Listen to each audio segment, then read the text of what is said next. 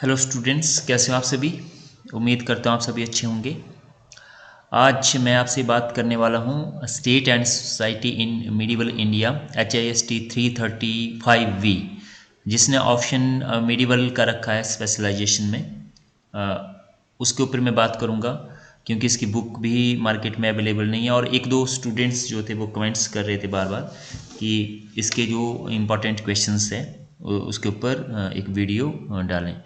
तो इसमें मैं आपको बताता चलता हूँ कि आपको मटेरियल कहाँ से मिलेगा। बहुत कम स्टूडेंट्स होते हैं हालांकि जो मिडिवल जिन्होंने ऑप्ट किया होता है, और बुक्स और मटेरियल आपको कहाँ से मिलेगा उसके ऊपर भी मैं बात करता चलूँगा साथ साथ में। State and society in medieval India 335V है ये।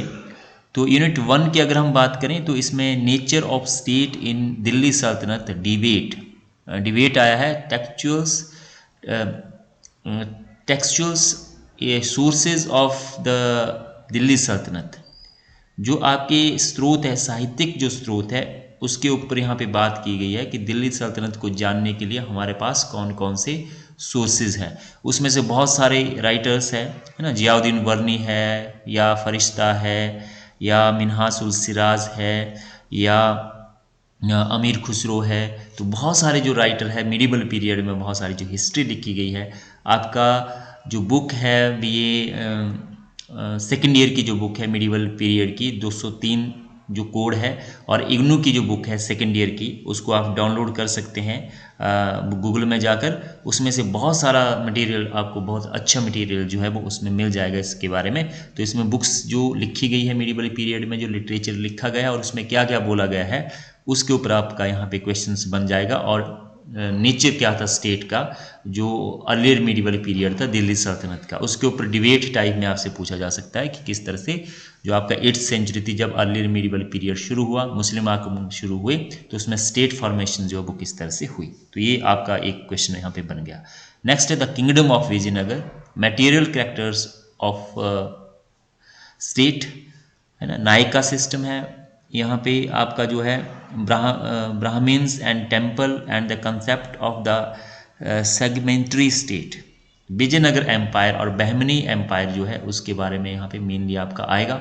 शॉर्ट क्वेश्चंस आपको आ सकते हैं, उस वक्त की जो व्यवस्था थी वहाँ की, है ना, उसके बारे में शॉर्ट क्वेश्चंस जो है वो आपके यहाँ पे बन जाएंगे। तो विजयनगर और बहमनी साम्राज्य के उत्थान के क्या कारण थे, और इसका जो है वो किस तरह से इनके बीच में कन्फ्लिक्ट चलता रहता था। नेक्स्ट है the theory of Mughal sovereignty, imperial ideology under Akbar, debate on the nature of the Mughal state, कि मुगल सॉवरजिनिटी जो थी, मुगलों की जो संप्रभुता थी, उसको कैसे एस्टेब्लिश किया मुगलों ने, मुगल साम्राज्य की स्थापना किस तरह से हुई अंडर द अकबर। और डिबेट आता है, डिबेट आपसे पूछा जा सकता है कि नेचर ऑफ स्टेट क्या था, मुगलों का राज्य का सिद्धांत क्या था, कैसे वो रूल करते थे। ठीक है, तो उसमें आपको आ सकता है कि किस तरह से उन्होंने जो ब्यूरोक्रेसी थी उसको, किस तरह से ब्यूरोक्रेसी चलती थी वहाँ पे, किस तरह से स्टेट और सेंटर का एडमिनिस्ट्रेशन चलता था, उसको किस तरह से डिसेंट्रलाइज किया था, और पूरे के पूरे जो प्रांत थे उसको किस तरह से कंसोलिडेट करके एक मुगल साम्राज्य के अधीन जो है उसको लाने की कोशिश की गई थी अंडर द डिफरेंट रूलर्स। तो ये भी आपको किसी भी बुक में, इग्नू की बुक में बहुत अच्छे से ही मिल जाएगा, पूरा का पूरा टॉपिक एज इट इज़, वहाँ से आप ले सकते हैं इसको। यूनिट सेकंड पे हम बात करते हैं, तो यहाँ पे है दिल्ली सल्तनत and the capital city, Ulema and the learned, है ना। कि दिल्ली सल्तनत जो है उसका जो कैपिटल सिटी थी दिल्ली सल्तनत, उसमें उलेमास और दूसरे जो लोग थे उनका क्या प्रभाव था। सल्तनत एंड द सेंट्स, जो सल्तनत पीरियड थे उसमें कौन कौन से संत हुए, मेनली जो भक्ति और सूफी आंदोलन जो चला, उसमें जो सूफियों के अलग अलग जो सिलसिले थे उसके बारे में यहाँ पे आपको प्रश्न पूछा जा सकता है। और है ना कि सूफी आंदोलन क्या था, उसके क्या कारण थे। और central, provincials and local administration of Delhi Sultanate, revenue administrations, कि दिल्ली सल्तनत का जो है वो स्थानीय प्रशासन, प्रांतीय प्रशासन और केंद्रीय प्रशासन किस तरह का था।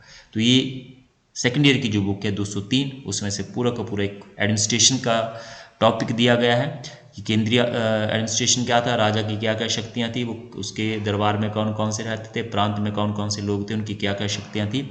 और जो रेवेन्यू सिस्टम था, राजस्व प्रणाली जो थी दिल्ली सल्तनत की अंडर द अलाउद्दीन खिलजी या तुगलक, मोहम्मद बिन तुगलक, उन डिफरेंट जो रूलर्स हुए उनका रेवेन्यू सिस्टम किस तरह का था, तो ये पूरा का पूरा आप लिख सकते हैं। तो अगर आपको दो जो क्वेश्चंस है ये थोड़ा सा कॉम्प्लिकेटेड लगते हैं तो तीसरे वाला वो है सेकेंड यूनिट का, इसको आप अच्छे से कर लीजिए। थर्ड यूनिट पे बात करें, reworking of Mughal revenue system and the revenue system के ऊपर है, और of the Indian peasants to the revenue collectors. Mainly आपका यहाँ पे जो है वो मुगलों का रेवेन्यू सिस्टम जो था उसके ऊपर यहाँ पे बात की गई कि मुगल साम्राज्य में जो है, या अकबर का रेवेन्यू सिस्टम आपको पूछ सकते हैं, या किसी पर्टिकुलर किंग का जो रेवेन्यू सिस्टम है, पूरे के पूरे मुगलों का जो राजस्व प्रणाली थी और किसानों की वहाँ पे क्या क्या समस्याएं थी उसके बारे में यहाँ से आपसे पूछा जा सकता है। नेक्स्ट है मनसब प्रथा क्या थी, जागीरदारी सिस्टम क्या था। शॉर्ट क्वेश्चंस आपको लास्ट वाला जो पार्ट आएगा उसके ऊपर क्वेश्चंस ये पूछ सकते हैं। Central, provincial and local administration of Mughal, मुगलों की जो प्रशासनिक व्यवस्था थी, तो ये भी आपको 203 जो आपका सेकेंड ईयर का बुक है उसमें से सारे के सारे टॉपिक अवेलेबल है, वहाँ पे मिल जाएंगे।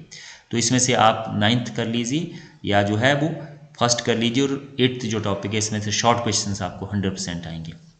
लास्ट यूनिट है दिल्ली सल्तनत एंड हिंदू सब्जेक्ट, जजिया है ना, जजिया कर क्या था, and assessment of Hindu Muslim relations.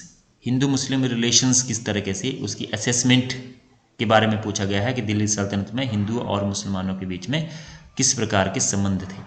और इंटेलेक्चुअल्स एट द मुगला कोर्ट है ना, इसमें जो है ब्राह्मणास एंड जैनास, जो मुगल कोर्ट में जो इंटेलेक्चुअल्स थे, खासकर जो दीन इलाही की स्थापना की गई थी या इबादत खाना की स्थापना की गई थी अकबर के द्वारा, तो उसमें से किस तरह से उन्होंने डिफरेंट जो धर्मों के जो लोग थे उनको इनवाइट किया, उसके बारे में यहाँ पे क्वेश्चंस आपको आ सकता है। और लास्ट जो है वो आता है 12 Sanskrit into the Indo Persian culture, कि संस्कृत जो है इंडो पर्शियन कल्चर जब मुस्लिम यहाँ पे आए तो संस्कृत का किस तरह से मेल जोल, संस्कृत और जो इंडो पर्शियन भाषा थी उसका किस तरह से यहाँ पे मेल जोल बढ़ा, और उसमें जो है बहुत सारे जो संस्कृत जो टेक्स्ट थे उसका किस तरह से पर्शियन में लिटरेचर ट्रांसलेट किया गया, उसके ऊपर यहाँ पे पूछा जा सकता है। तो ये भी आपको कहीं पे भी मिल जाएगा, तो इस तरह से आप इसको कर सकते हैं।